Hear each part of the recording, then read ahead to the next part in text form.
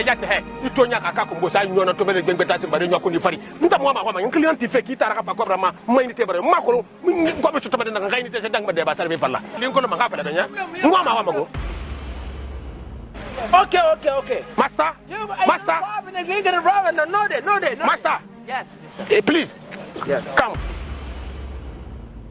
Good morning. And you understand in call me Europia. I've been around this here and my father and send it to. Oh, mumatima. Somebody. I told him not picking the red. I run the father and like I in the father morning. You come back to Yeah. Yeah, when I send it to. Yes. Mumatima. Allô, c'est vous Sandito? S'il te plaît, mon frère, aide-moi à avoir un crédit, s'il te plaît. Notre crédit est fini. Il n'y a pas de l'argent ici. Tout de suite là. Sans plus de temps. D'accord, nous sommes en temps ici. Ni ma mère. Tiens, monsieur. Takio. Poyana est un nago. Mara Sosori, Ara, Anglais, nous Sosori dans Mosombo. Donc, Sandito, a fini que nous sommes nana, opérateur Yoli, l'Afrique B, est un homme unité de Sambadema. Plus vite. Toi, ma femme, ma frère, quasi. Il n'y a pas de crédit là, quoi. Algo nganso, il a un barafara. Et mais ça, il a un barafara. Il y a des raisons. Il a que les vidéos sont comme ça. Ay tonya ga yebe he Sandito wona ko et tan vinde ko site la ngam ngi mali ma crédit bela Europe nous Afrique tagi Sandito wontanara tout le temps vous êtes bravo vous êtes number 1 Sandito you get wrong on the phone yes Sandito nayama. Vous vivez à l'étranger et vous souhaitez envoyer du crédit téléphonique à vos proches en Guinée, un seul intermédiaire, Sendito.fr.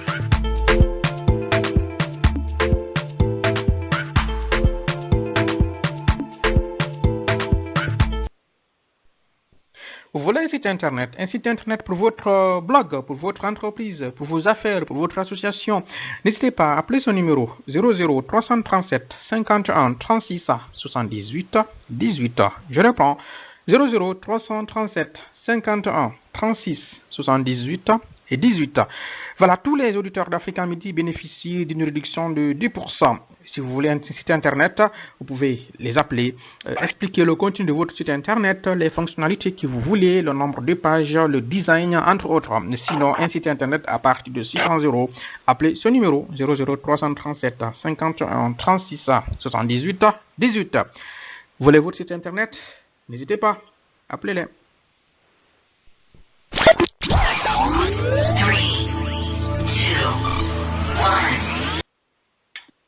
Bonsoir, mes auditeurs. Merci pour la fidélité. Vous êtes sur Africa Midi dans l'émission Savoir et Comprendre. Nous sommes dimanche 13 mai 2018 au micro Ibrahim Ahmed Ba. J'espère que vous passez un bon dimanche. Et voilà, c'est un plaisir.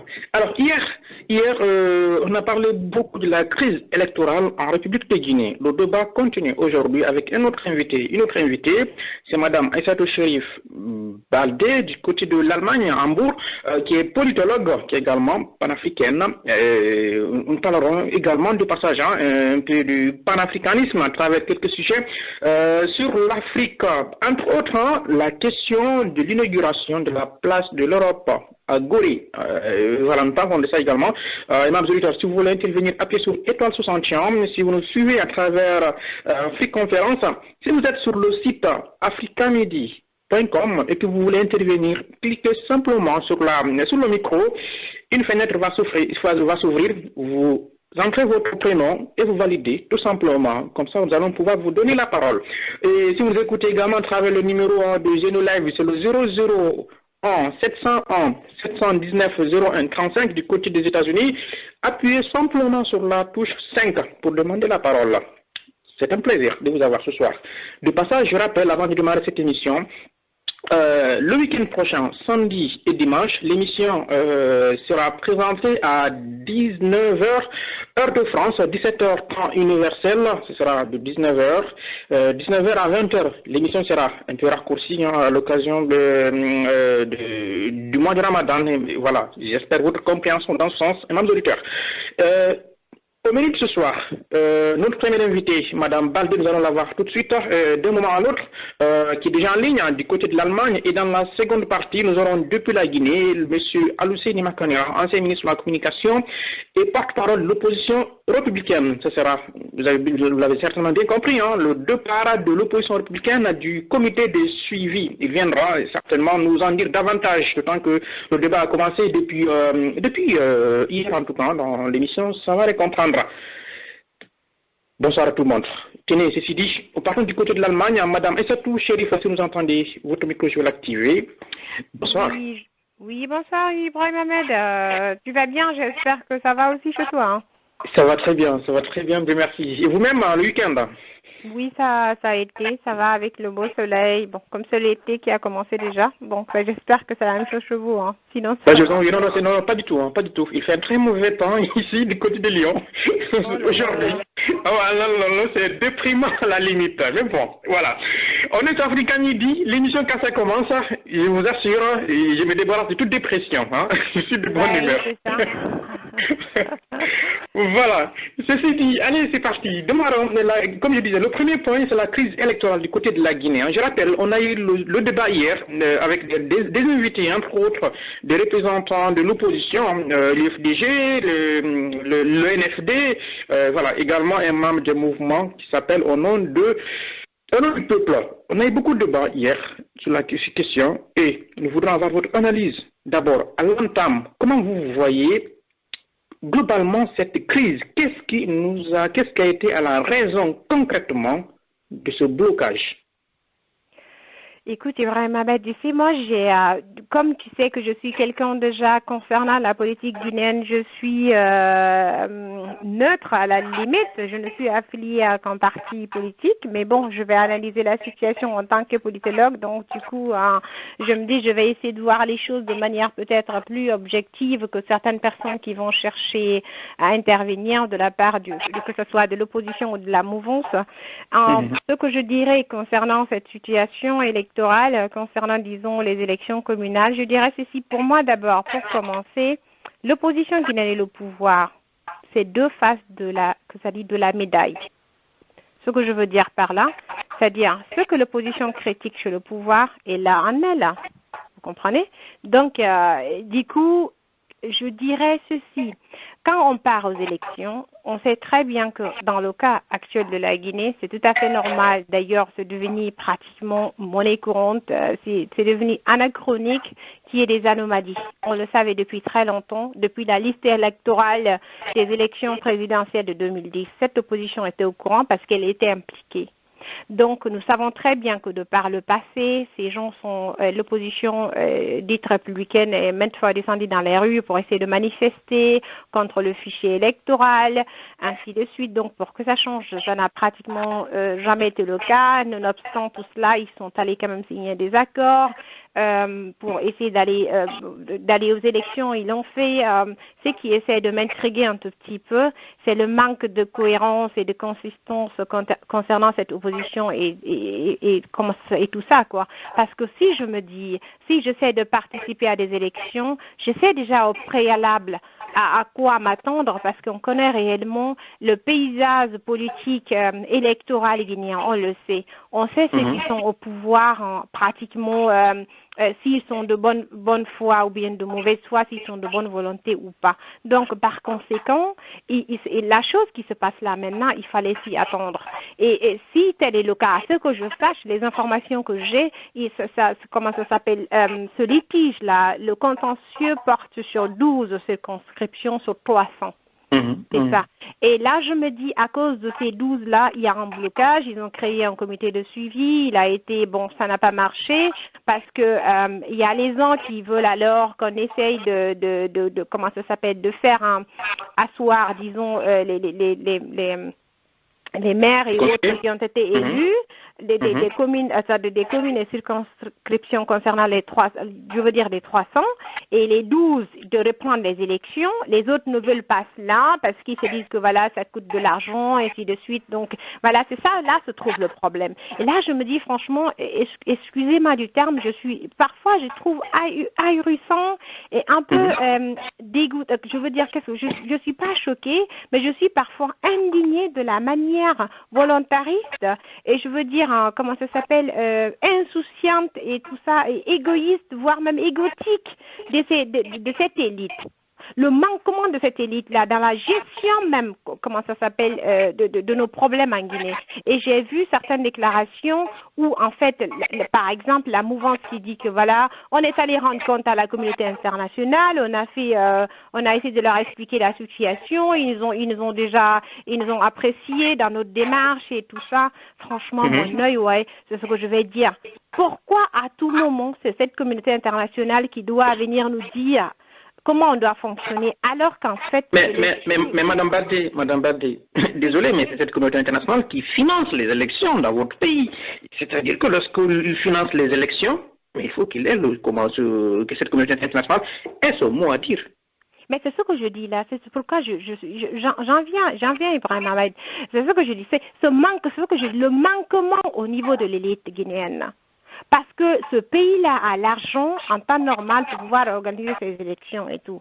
Le professeur Alpha Condé, étant le président en exercice de l'Union africaine l'année passée, a crié ici haut et fort en nous parlant, en fait, couper le cordon ombilical avec, comment ça s'appelle, les pouvoirs impérialistes et tout ça. Il faut être indépendant économiquement, politiquement. Et s'ils sont incapables, effectivement, d'organiser des élections communales et tout, financées par, je ne sais pas, l'Union européenne et tout ça, la communauté internationale, je me dis, pour moi, c'est choquant. D'ailleurs, en tant que Guinéen, en tant que panafricaniste, vous comprenez ce que je veux dire? Donc, du coup, pour moi, il y a un manquement, il y a une défaillance, il y a une façon égotique et égoïste de gérer les problèmes de ce pays-là, où les gens, franchement, personnellement, moi, je suis dégoûtée de l'évolution de la chose. Vous comprenez? Je ne peux que dire... Je suis dégoûtée de l'évolution de la chose parce que la solution des deux côtés, c'est-à-dire pour moi, comme je voulais, les deux se valent en fait. Les deux se valent et parce que si l'opposition, elle savait très bien qu'en partant aux élections, la chose à laquelle elle devrait s'attendre. Et quand c'est comme ça, je prends des garde-fous. Si je ne peux pas, dans ce cas, je ne vais pas aller aux élections. C'est aussi simple que cela parce que je sais que, mais ils continuent souvent d'aller aux élections. Après, ils reviennent, ils disent, ils ne reconnaissent pas les résultats. Mais justement, c'est-à-dire que s'ils n'acceptaient pas d'aller aussi aux élections, ce serait encore une autre crise prolongée. Vous savez bien, on a tellement eu de crises, surtout à propos de ce fichier électoral, qu'à un certain moment, on risquait de ne plus organiser des élections. Oui, mais d'accord. Oui, c'est ce que je dis là. Je me dis, dans la vie, il faut faire de la politique aussi, c'est faire des choix. Comprenez? Faire de la politique, c'est faire des choix. Faire de la politique, c'est pas seulement de l'opportunisme, faire de la politique. L'opportunisme est toléré en politique, mais ça ne doit pas seulement se limiter à cela. Vous comprenez? Et faire de la politique aussi, c'est servir son pays, c'est pas se servir soi-même. Mais ces gens-là, je me dis, s'ils savent réellement qu'ils servent le pays, ils ne se servent pas eux-mêmes. Ils devraient quand même en mesure d'accepter, de trouver un consensus concernant ces 12 circonscriptions-là, parce qu'il ne s'agit que de ça. Vous comprenez? Là, ils devraient être en mesure de trouver une solution s'ils aiment réellement le pays, s'ils ne font pas le pouvoir pour soi-même. C'est-à-dire c'est l'intérêt de l'État, de la nation, du peuple, parce qu'ils ont été élus. Ils ne sont pas là pour eux-mêmes, ils sont là pour le peuple. Mais justement, je crois que c'est pour ça qu'il y a ce comité de suivi, justement, c'est pour trouver un consensus, une solution. Mais apparemment, le consensus n'est pas trouvé là. Le consensus n'est pas trouvé, à mon avis, parce que c'est des gens qui ne sont pas là pour le peuple, c'est des gens qui sont là pour eux-mêmes. Ils ne représentent pas le peuple dans le vrai sens du terme. C'est-à-dire, c'est des gens qui ne sont pas là pour servir le peuple, mais plutôt, ils sont là pour se servir soi-même. C'est là-bas se trouve le problème en Guinée et en Afrique. Parce que les gens... D'accord. Alors, selon vous, quelle solution on aurait pu trouver dans cette situation, précisément, au niveau de ce conflit électoral-là, dont vous avez dit 12 circonscriptions sur les 342, concrètement, qu'est-ce qu'il fallait trouver comme solution? Normalement, quand on fait de la politique, il faut être apte de trouver un consensus. Si, pour moi, en tant que politique, si je ne suis pas en mesure de trouver un consensus, ça ne vaut pas la peine de faire de la politique. Là, la solution, je crois, que prévoit le code électoral, enfin la loi électorale guinéenne? Je crois que dans une situation pareille, il faut appliquer la loi. Je crois, il est dit, quand c'est comme ça, c'est soit il faut annuler peut-être les élections qui ont été faites et tout, si c'est prouvé que réellement il y a eu vice, et là il faut les annuler, je crois. Si tel est le cas, il faut aller aux élections. Dans ceci, ils ne veulent pas aller aux élections parce que j'ai lu ce que l'opposition, le chef de file de l'opposition a dit, que c'est coûteux et puis ça prend du temps, ça va durer, ainsi de suite. Si, dans ce cas, c'est pourquoi on parle de consensus démocratique. Mais justement, l'opposition demande, donc je la cite, de restituer les vrais résultats. Oui, mais c'est ce que si la mouvance dit non, c'est pas les vrais. C'est là se trouve le problème. Parce que la mouvance dit c'est pas les vrais résultats. L'opposition dit si, nous on a les vrais résultats, selon les vrais résultats, on a gagné. Vous comprenez? Dans ce cas, c'est de là doit intervenir le consensus démocratique. Vous voyez, et quand c'est comme ça qu'on essaie en fait de trouver la solution de manière pacifique et consensuelle, c'est-à-dire afin qu'on essaie de penser, comme je le dis souvent, à l'intérêt du peuple, pas à l'intérêt de soi-même. Et c'est ce qui manque. Il y a un manquement au niveau de l'élite. Il y a une défaillance de responsabilité au niveau de l'élite. C'est ce qui pose ce problème. C'est là, le problème, c'est pas la loi en tant que telle. Le problème, c'est pas le peuple, c'est pas la population. Égal comment on va faire, on va essayer de refaire les élections, je vous assure, 1 million de fois, ce sera la même situation. Et donc le problème, à vous comprendre, le problème guinéen, c'est son élite. C'est l'élite. Et en Afrique, d'ailleurs, c'est l'élite. On va reprendre encore les élections, ils vont dire, tiens, non, pourtant on avait gagné ici, il faut faire ça. Je vous assure, ça veut dire qu'en Guinée, maintenant, il y a une tendance là, c'est-à-dire la Constitution en tant que telle, elle est tout en bafouée. On se met au-dessus de la Constitution, on se met au-dessus de la loi. On ne peut pas aussi gouverner un pays, c'est-à-dire avec des accords, avec des comités de suivi, c'est pas possible. Ah, mais justement, c'est là j'allais en venir. Vous demandez, vous dites qu'il devrait trouver un consensus politique entre eux. Et je me dis, est-ce qu'on n'a pas été trop victime du consensus en Guinée? En Guinée, on me laisse le plus souvent la loi de côté et on s'est mis à négocier. Oui, le consensus, monsieur Ba, a été, en politique, je veux dire en sciences politiques, en tant que politologue, le consensus, normalement, on fait appel au consensus quand réellement on a essayé de faire usage de tous les moyens. Là, il n'y a pas de solution, rien n'est prévu pratiquement par la loi en tant que telle, par cette constitution du pays. Là, on fait appel au consensus. Vous comprenez? Mais malheureusement, et là aussi, ça doit se faire dans un système démocratique qui fonctionne. Et n'oubliez pas une seule chose, je l'ai toujours dit, la Guinée encore se trouve dans une phase de transition démocratique qui n'est pas terminée. Elle a été entamée, elle n'est pas encore terminée, c'est un processus qui prend du temps.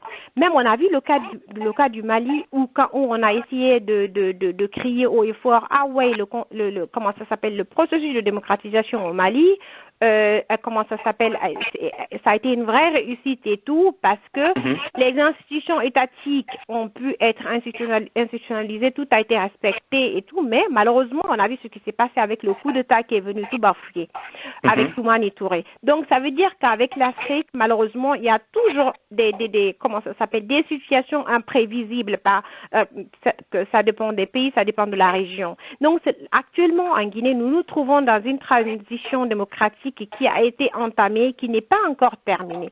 Nous nous trouvons dans la deuxième phase de la transition démocratique, c'est-à-dire où il s'agit là, après l'instauration, disons, de certaines institutions, on doit maintenant chercher en tant qu'élite, en tant qu'État, à les institutionnaliser, à ce qu'ils soient respectés, disons, vous comprenez?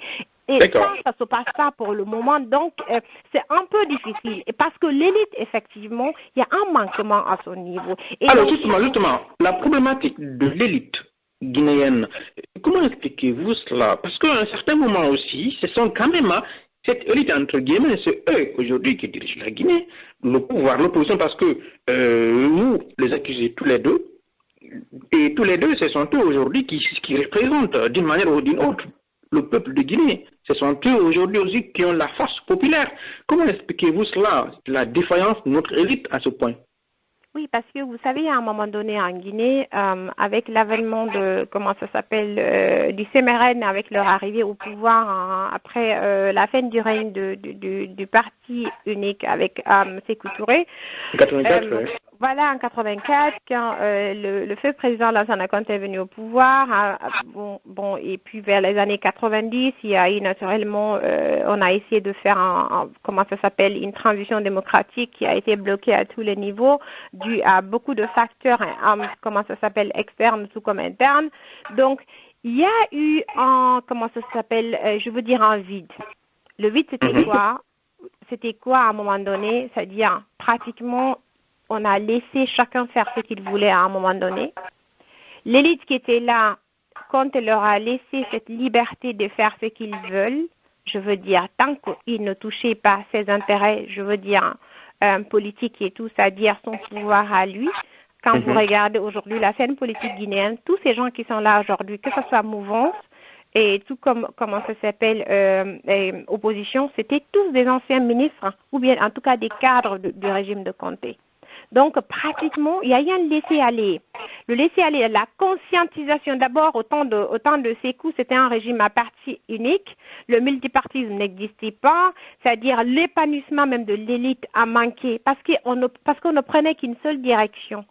Maintenant, avec l'arrivée de Conté, il y a eu cette ouverture. L'ouverture aussi a été pratiquement, elle n'a pas été, disons, elle n'est pas allée dans le bon sens, en ce sens que le multipartisme en tant que tel n'a pas eu lieu comme il le fallait. Disons, la transition, le processus de démocratisation n'a pas été, n'a pas été à son terme. Il a été bloqué à beaucoup de fois. Donc du coup, cette élite qui devrait normalement jouer ce rôle-là afin qu'au temps de Conté, parce que je vous dis, si au temps de Conté, on était parvenu à asseoir, vous comprenez, à asseoir réellement, un vrai système démocratique, on n'allait pas se retrouver là. Parce qu'il y a eu un vide. Quand il est décédé et Dadis a pris le pouvoir, nous connaissons tous les circonstances dans lesquelles il les a pris. Et après ça, nous connaissons les circonstances dans lesquelles il est parti. Maintenant, il y a eu Alpha qui est venu, nous savons tout ça. Donc, il y a eu toujours un chaos total à tous les niveaux. Il y a une petite frange de la classe politique qui est là, je veux dire, que ce soit mouvance maintenant et opposition, qui profitent de ce chaos-là pour se maintenir, parce qu'en fait, c'est que ce soit dans leur parti politique, que ce soit au niveau du gouvernement, ces gens-là, c'est des habitués des privilèges, ils veulent plus en fait perdre leurs privilèges. Ces partis politiques dans lesquels ils sont aujourd'hui est devenu pour eux une sorte de fonds de commerce. Ça leur garantit certains privilèges. Donc, ils ne veulent pas qu'il y ait réellement un réel processus de démocratisation en Guinée. D'accord. Mais je voudrais savoir, quand vous parlez du pouvoir et de l'opposition, peut-être que, je pourrais peut-être que vous dire au niveau du pouvoir, d'accord, c'est le pouvoir qui gère la Guinée. Aujourd'hui, on peut trouver des failles quelque part, mais au niveau de l'opposition, pourquoi vous mettez l'opposition du même côté que le pouvoir? Vous avez dit que ce sont deux faces d'une même pièce. Ouais. En quoi est-ce que l'opposition constitue l'autre face? Pour moi, c'est deux faces de la médaille, en fait.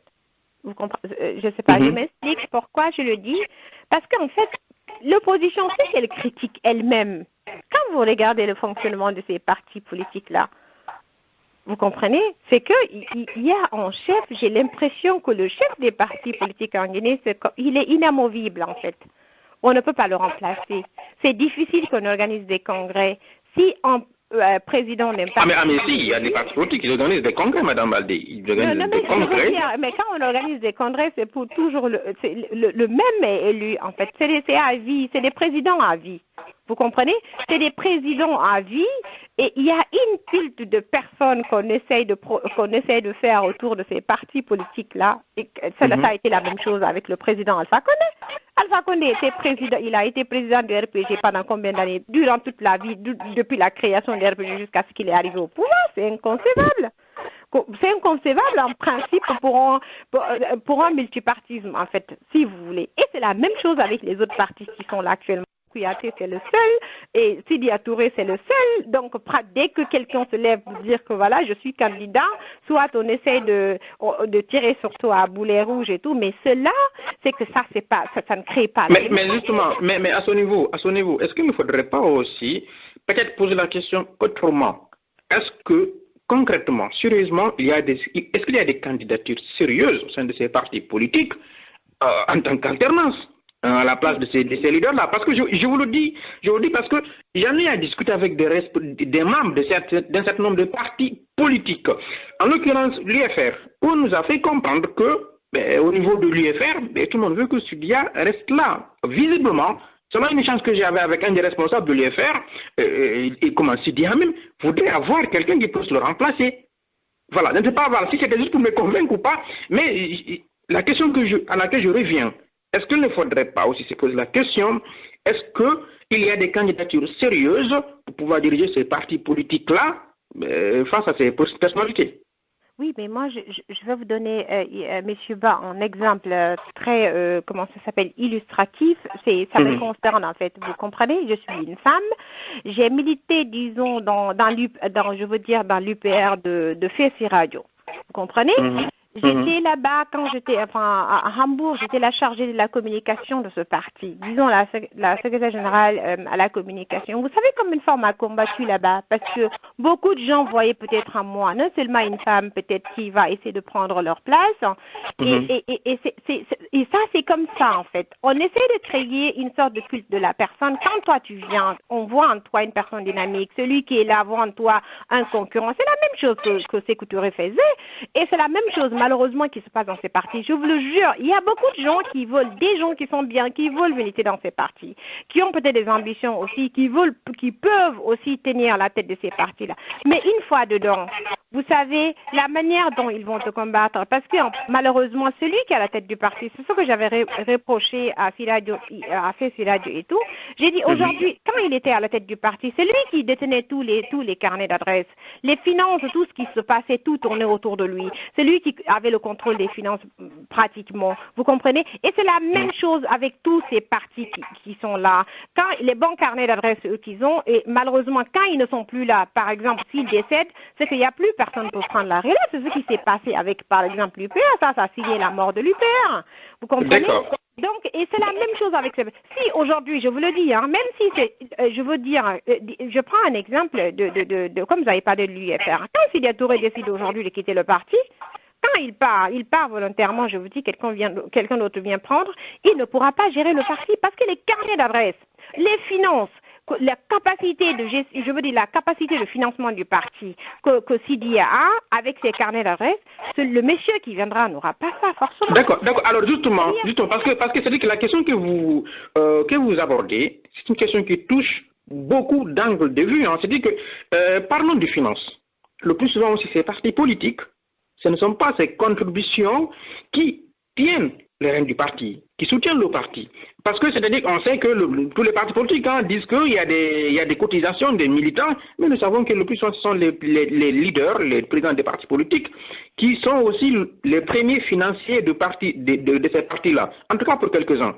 Est-ce que le problème aussi n'est pas à son niveau? Sachant aussi qu'en Guinée, le plus souvent, la personnalité, c'est même pas au niveau des partis politiques simplement, Madame Baldé, que ce soit des imams ou même quand on est un cadre, on est un directeur général quelque part, on bénéficie directement ou indirectement de ce culte de personnalité. Est-ce que ce n'est pas un fait social aussi en soi? Oui, mais c'est ce que je vous dis, c'est un manque de culture politique même au niveau de la population et tout. Et bon, c'est un fait qui est entretenu par l'élite parce que je vous dis, c'est ce que François Bayard avait écrit dans son livre La politique du ventre, en prenant l'exemple sur le Cameroun et tout ça. Et ça, cet exemple sur le Cameroun, pratiquement on peut le transporter partout ailleurs en Afrique. Pourquoi? Parce que ces partis-là, je veux dire, normalement un parti politique c'est quoi? Comment ça s'appelle? C'est comme quand on dit c'est une maison. Vous comprenez, c'est une maison, il y a un père de famille, disons il y a un père de famille, mais le père de famille qui est là, il doit veiller au grain à ce que tous ces enfants-là se portent bien. Ça veut dire, quand je suis à la tête d'un parti, je sais que pratiquement, si le parti est réellement bien structuré, je dois chercher des moyens de financement pour rendre ce parti indépendamment de ma personne, si je veux réellement que ce parti-là dure. Vous comprenez? Si je ne suis pas venue par opportunisme, en fait, en politique, moi, aujourd'hui, je crée mon parti politique, je vous le jure, je vais laisser la population qui va me porter à la tête de ce parti, financer ce parti politique, avec mes moyens, leurs moyens qu'on décide ensemble, dans la transparence, comment il faut faire pour aider ce parti à relever le défi financier, je veux dire. Comment il faut financer Moi, je me souviens quand j'étais dans le parti, par exemple, de l'UPR, moi-même, j'organisais ici, vous comprenez, des collectes de fonds. Des collectes de fonds, j'avais exigé à ce qu'on fabrique des cartes de membres, on les avait fabriquées, on les a vendues. Et quand on les vendait comme ça, les gens ont collecté des fonds. Et après, j'avais dit, OK, on faisait une réunion. Après chaque réunion, à la fin, on organisait une fête, une soirée, soit culturelle ou bien une fête culturelle guinéenne, où les gens venaient et puis on vendait la boisson, la nourriture et tout.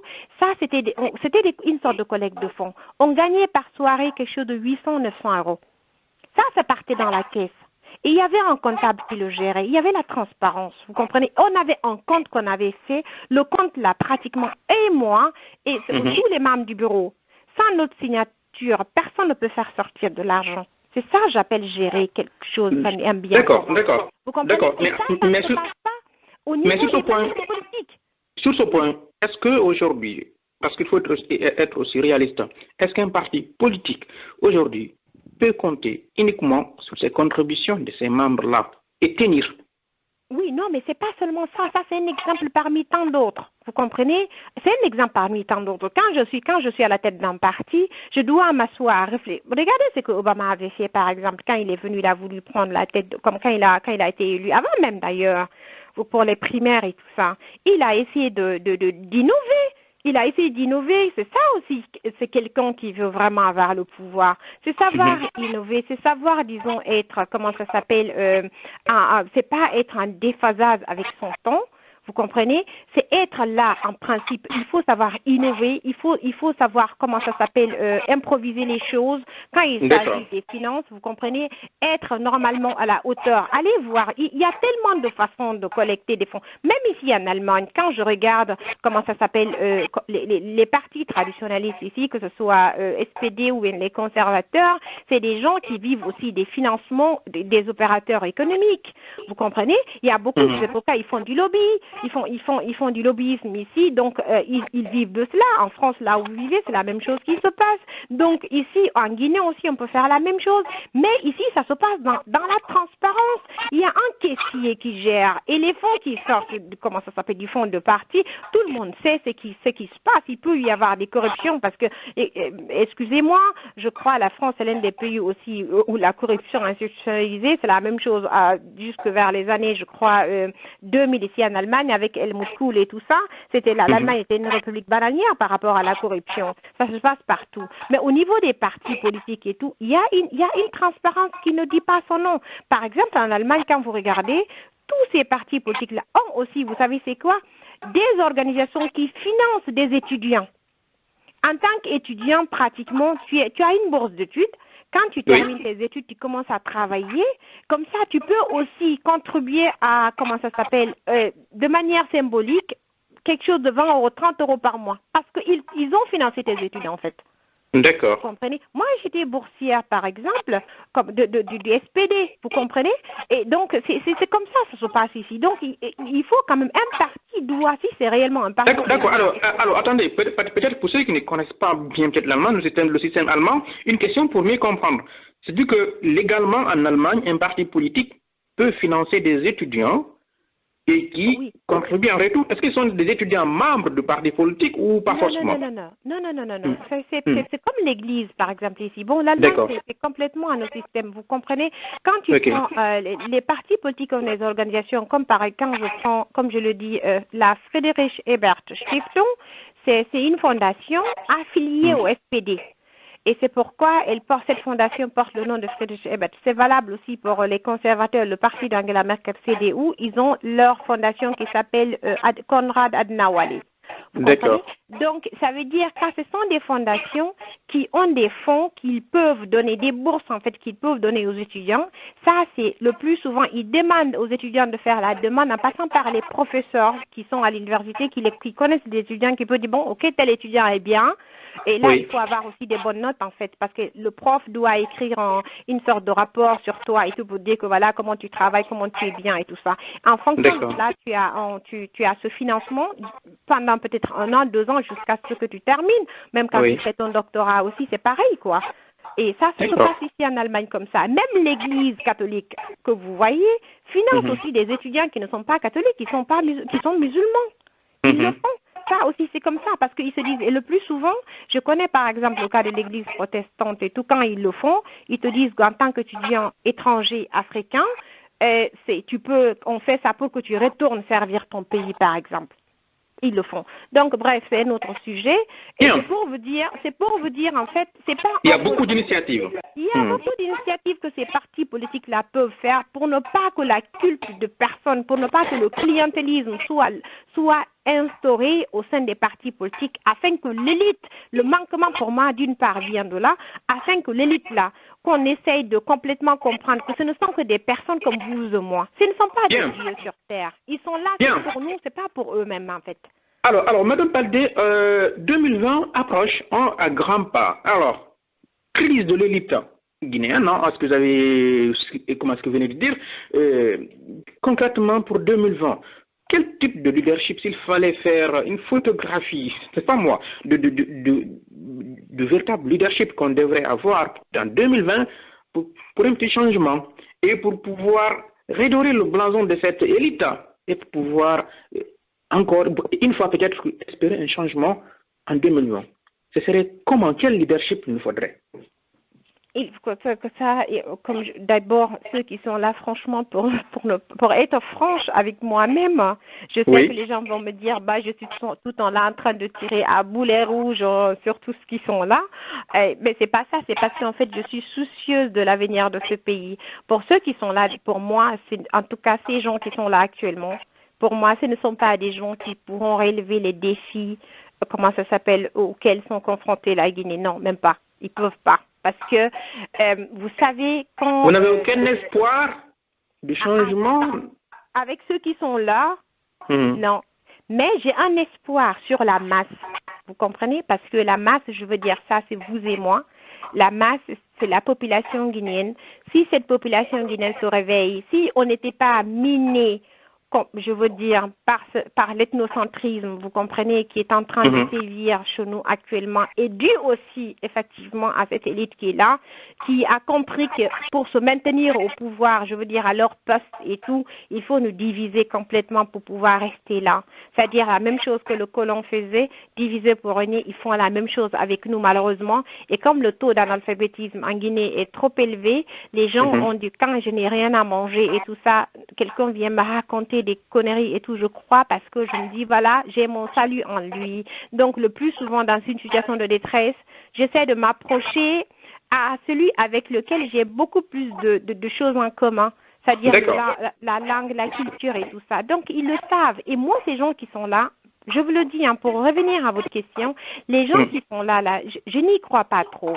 Je n'y crois pas trop parce que, je vous le dis, ils ont prouvé de par le passé et maintenant qu'ils ne sont pas là pour servir la Guinée, mais pour se servir eux-mêmes. Alors, s'il nous faudrait un remède, quelqu'un, voilà, qui serait différent alors de ces gens-là, ce serait quelqu'un qui aurait quoi comme qualité? Quel leadership, quelle spécificité, quelle vision, s'il fallait faire un petit descriptif du leader qu'il nous faut? Oui, pour que la Guinée, pour qu'on ait vraiment... il n'y a pas de bon leader, vous comprenez, ça c'est clair, parce que tous les gens, quand on dit un bon leader et tout, c'est un peu difficile d'en trouver, mais au moins quelqu'un qui a ces critères, les critères en fait d'abord de compétences, c'est-à-dire de compétences de comprendre que la Guinée c'est un pays avec d'énormes problèmes. C'est un pays avec une élite franchement, avec des cadres qui sont complètement pourris. Quand je dis pourris, excusez-moi du terme, ferme, c'est des gens qui sont habitués franchement à la pagaille, à la gabegie financière, voler partout, prendre comment ça s'appelle, les biens communs, s'en approprier, comment ça s'appelle, ils s'inquiètent même pas du bien-être de la population. Vous voyez actuellement ce qui se passe dans les hôpitaux à Conakry, c'est ahurissant. Avec tout l'argent de ce pays, il y a des enfants qui meurent par manque de couveuse. Là, je me dis, c'est un manque de volonté totale de la part de cette élite. Il faut quelqu'un de compétent. Voilà, non seulement il faut quelqu'un qui soit compétent, quelqu'un qui soit patriote et quelqu'un qui soit nationaliste, qui n'est pas xénophobe, qui n'est pas ethno. Et la plupart... Qui soit nationaliste. Voilà, oui, qui soit nationaliste, qui est prêt à protéger, disons, les intérêts de la nation guinéenne. D'abord la Guinée avant les autres. Vous comprenez? Et ça, c'est, quand je dis cela, parce que pour que le pays avance, il nous faut cela. Amener encore le Guinéen à aimer, c'est-à-dire à aimer son pays, c'est-à-dire qu'on essaye, c'est-à-dire à peu près comme ce que le Rwanda a eu. Vous comprenez, en Paul Kagame, je veux dire. S'il le faut même. Il nous faut un Paul Kagame en Guinée. Ben, il nous faut un Paul Kagame en Guinée ou bien comment ça s'appelle, l'actuel président ghanéen, un gars, franchement, qui a des ambitions, qui agit aussi, qui ne parle pas seulement.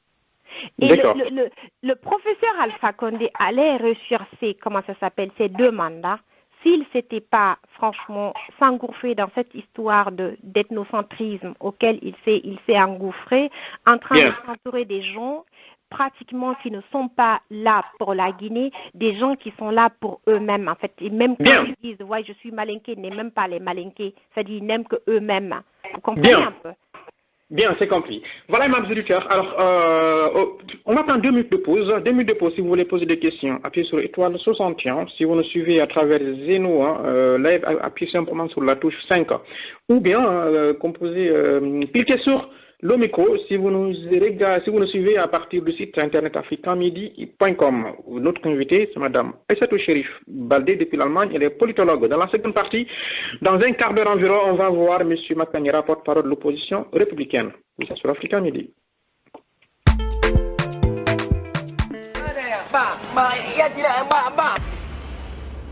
Ejate he itonya kaka ko mbosa nyona to bele gbengbe tati bare nyako ni fari nta mo ma wa ngi client ti fe ki tara ka pa ko brama mai ni te bare ma ko ko be to bade na ngai ni te se dang ba de ba tarbe falla lin ko no ma ngafala benya mo ma wa ma go okay master master Yes. Please come. Good morning. And you're in the star in the colony Europia. I've been around to see my father and son too. Oh, mumatima. Somebody? I told him I'm picking the red. I run the father and like I the following morning. Yo, Kabakudu. Yeah. Yeah, when I send it to. Yes, Allô, c'est vous, Sandito? S'il te plaît, mon frère, aide-moi à avoir un crédit, s'il te plaît. Notre crédit est fini. Il n'y a pas de l'argent ici. Tout de suite là. Sans plus de temps. D'accord, nous sommes en temps ici. Ni ma mère. Tiens, monsieur, thank you. Croyez-moi, c'est nago. Ma race se regarde, anglais nous se regarde dans mon sombre. Donc, Sandito a fini que notre site nana, opérateur Yoli l'Afrique B, est un homme unité de Sambadema, plus vite. Toro yo muna na ma fama ma fure kwasi de bara ko bara ba ya ba credit ra kwa alko ngan so ko la ngam bara faga e me so akle ma de na mbara faga han ya ni za rezo ba ina kele bi woto ngozi ka fora ay to nya ka yebe he sandi to wona ko lo e tanan fin de ko site na ngam mi ma lima credit bela Europe no Afrique tagi sandi to wontanara tout le temps vous êtes bravo vous êtes number 1 sandi to you gonna wrong on the far yes sandi to na ya ma. Vous vivez à l'étranger et vous souhaitez envoyer du crédit téléphonique à vos proches en Guinée, un seul intermédiaire, Sendito.fr. Vous voulez un site internet pour votre blog, pour votre entreprise, pour vos affaires, pour votre association. N'hésitez pas à appeler ce numéro 00 337 51 36 78 18. Je réponds 00 337 51 36 78 et 18. Voilà, tous les auditeurs d'Africa Midi bénéficient d'une réduction de 10%. Si vous voulez un site internet, vous pouvez les appeler, expliquer le contenu de votre site internet, les fonctionnalités que vous voulez, le nombre de pages, le design, entre autres. Sinon, un site internet à partir de 600 €. Appelez ce numéro 00337 51 36 78 18. Vous voulez votre site internet? N'hésitez pas, appelez-les.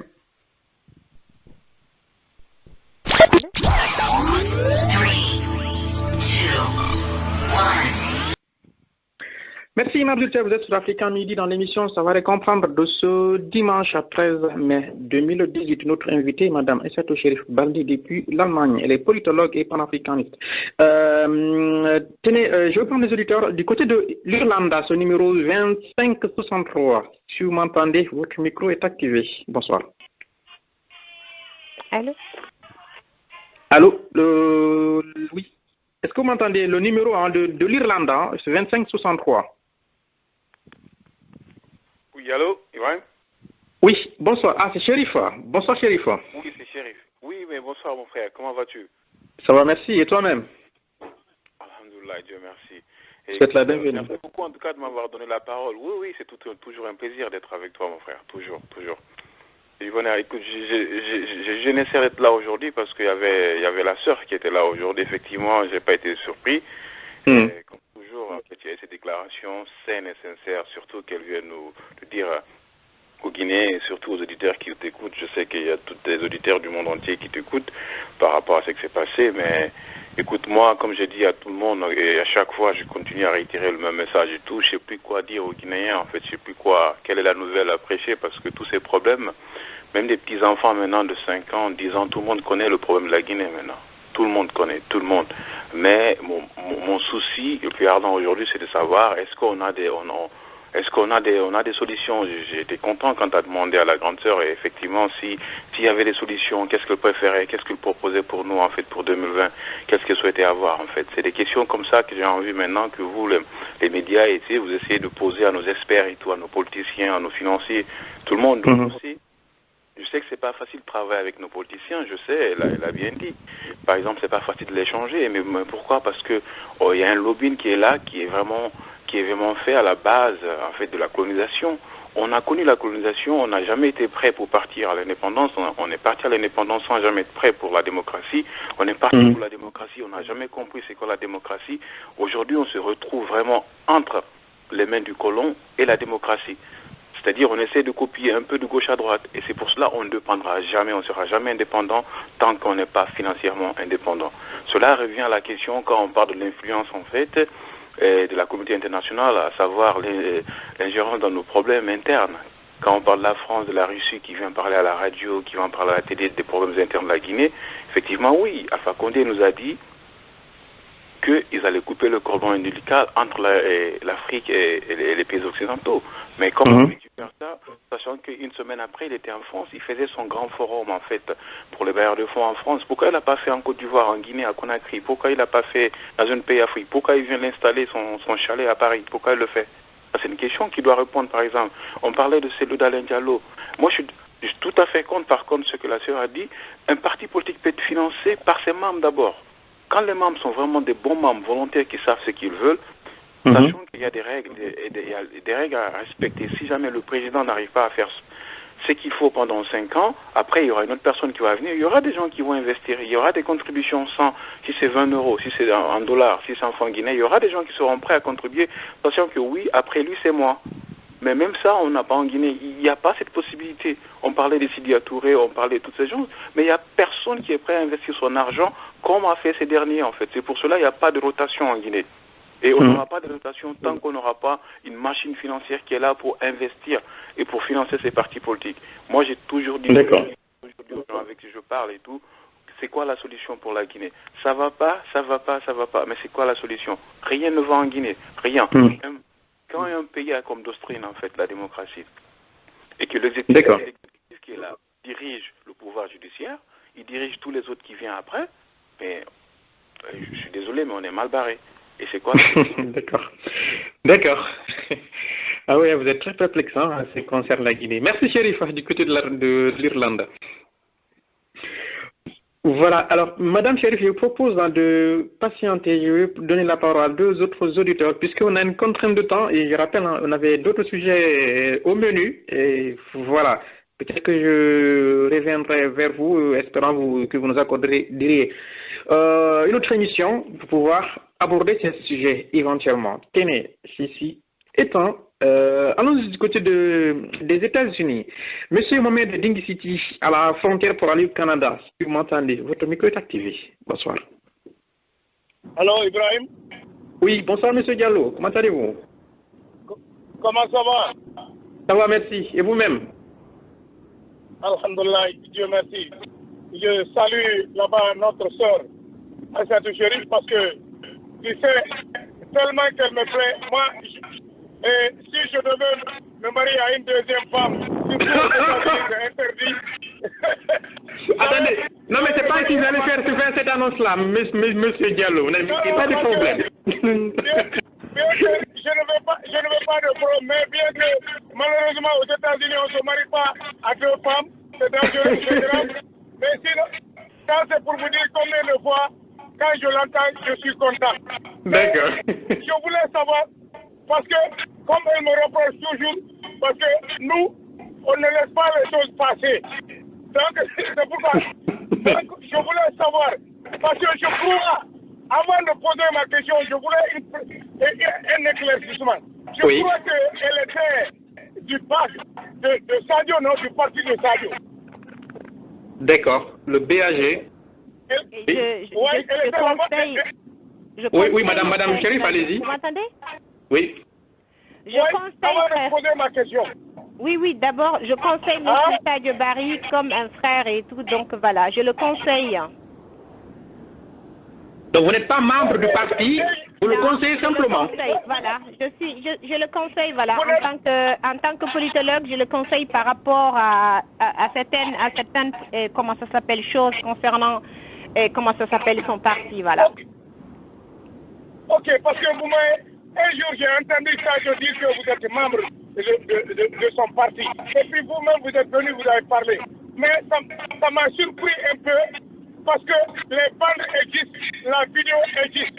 Parce que moi, nous, on est au nord-est des États-Unis d'Amérique, à la frontière du Canada.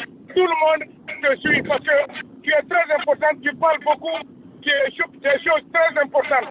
Mais vous êtes parti à Conakry lors des élections de la diaspora, où l'Allemagne a marqué un point à Conakry. Vous avez passé parce que dans une radio, on vous a filmé, et je ne sais pas si c'est espace FM, je ne peux pas être certain, mais on vous a posé une question. Vous avez dit que vous n'êtes pas parti, vous ne faites pas partie d'un parti. Ça a beaucoup surpris les gens, parce que je ne sais pas si vous avez eu peur de dire que vous êtes affilié à un parti où vous êtes, ou bien mais M. Diallo, vous n'avez rien compris. M. Diallo, oui. mais elle vient de dire qu'elle ne fait pas partie du BAG, mais qu'elle conseille Sadio Barry.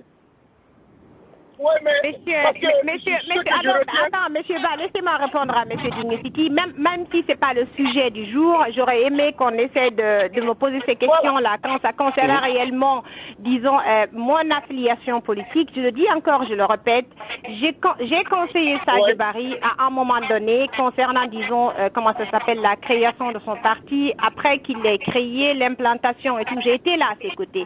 Et comme je le suis toujours à côté de tout Guinéen pratiquement, qui crée un parti où je crois en la personne, où je me dis peut-être que le changement viendra par cette personne.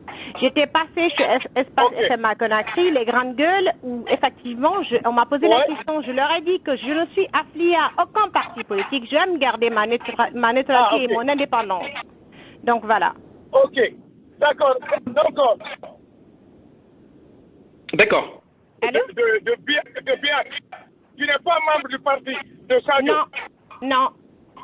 Ok, merci beaucoup. Donc, c'est ça que je voulais comme précision, parce que ici, beaucoup de gens étaient, si tu veux, sur le doute.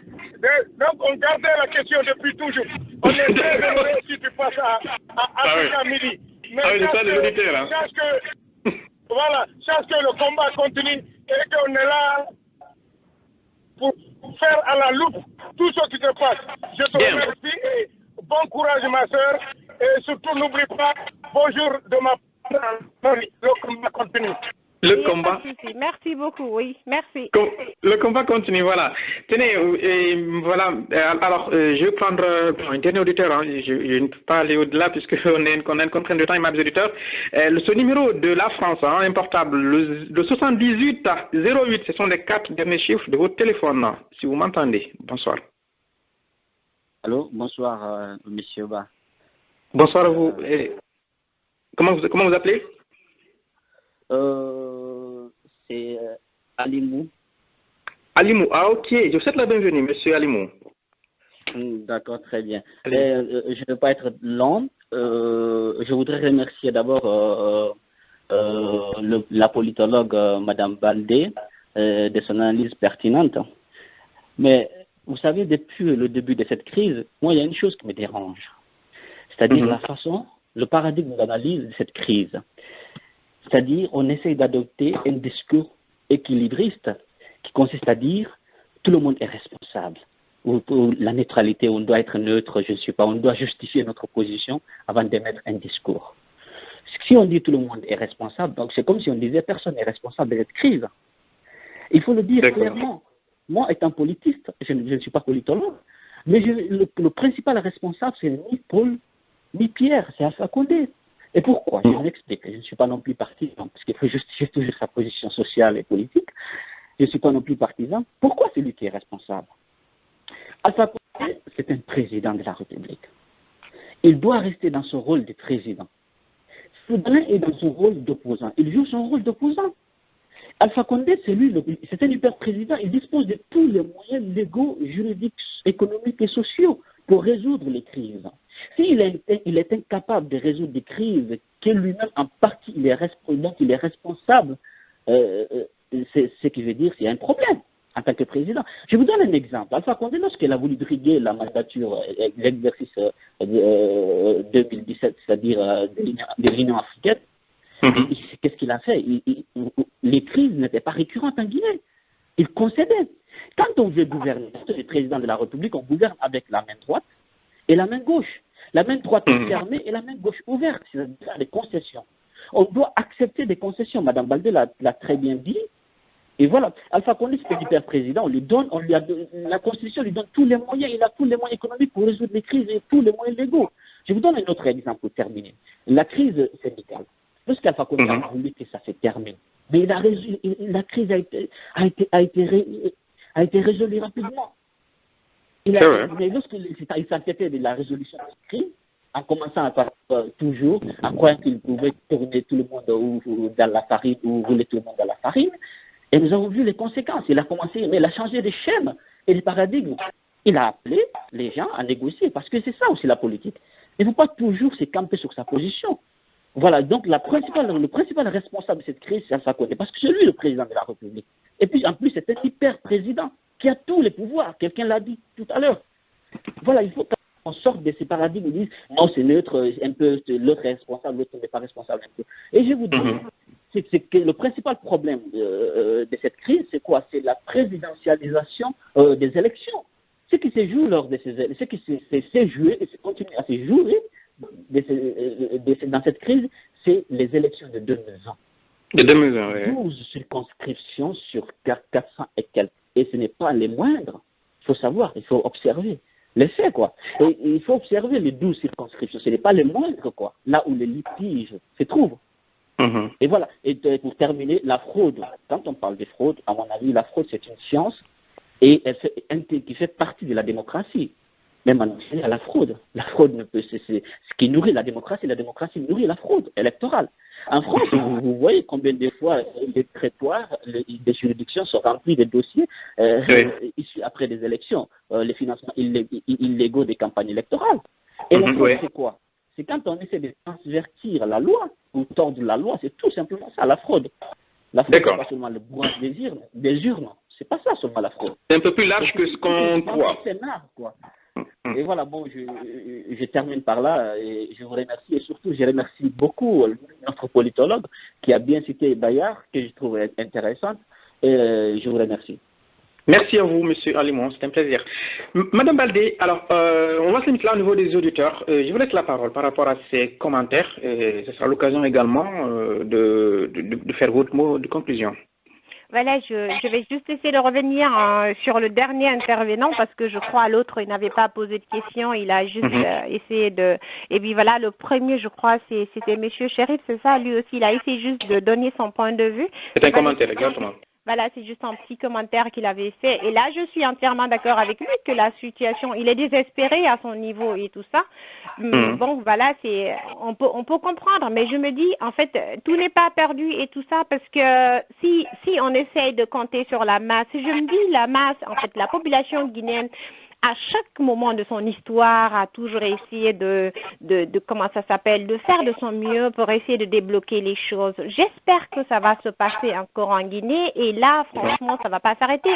On sait très bien ce qui s'est passé en janvier, février c'était 2007, c'est ça, 2006, les grèves, et puis 2007 et tout ça. Donc, nous savons très bien pertinemment que le Guinéen sait se mobiliser à un moment donné. Nous savons en fait se donner les mains pour essayer de dire non à cette élite complotiste et tout ça, égotique et égoïste, nous savons leur dire non. Et ça, donc, on ne peut pas désespérer, en fait. Maintenant, concernant le dernier... Voilà, on a l'espoir, je sais que ça va venir, ça prend du temps parce que ceux qui sont là, ils viennent pratiquement, je veux dire, c'est une autre génération. On a besoin naturellement d'un changement générationnel en Guinée. Et pour aller vite, concernant le dernier intervenant, quand moi je parle de neutralité, en fait, je suis pas en train de dire, en fait, comment ça s'appelle, que je suis neutre par rapport à, comment ça s'appelle, à un tel parti.